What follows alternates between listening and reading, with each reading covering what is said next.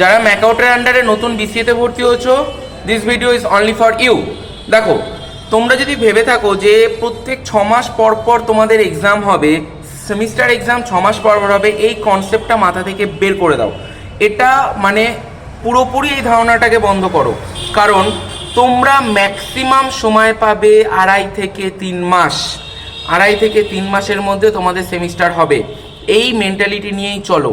যারা নতুন ভর্তি হয়েছো, এখনও ক্লাসেস স্টার্ট করোনি, প্রোগ্রামিং ল্যাঙ্গুয়েজ স্টার্ট করোনি, লজিক গেট স্টার্ট করোনি, যারা নতুন এক্ষুনি এখন থেকেই ক্লাসেস নেওয়া শুরু করো, টিউশন নেওয়া শুরু করো, গাইডেন্স নেওয়া শুরু করো। কারণ 3 মাসের বেশি কিন্তু তোমরা পাবে না। ওটা ভর্তি হওয়ার সময় শুধু তোমরা জানতে পারবে যে 6 মাস পর পর সেমিস্টার এক্সাম হবে।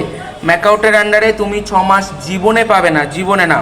আমার আগের ব্যাচ যারা বিসিএ এই বছর এখন ফার্স্ট সেম ক্লিয়ার করে সেকেন্ড ইয়ারের ফার্স্ট ইয়ারের যেটা সেকেন্ড সেমিস্টার সেইটা দিচ্ছে, তারা ফার্স্ট সেম থেকে সেকেন্ড সেমিস্টারে ওঠার পরে সেকেন্ড সেমিস্টারের জন্য ওরা টাইম পেয়েছে মাত্র 3 মাস।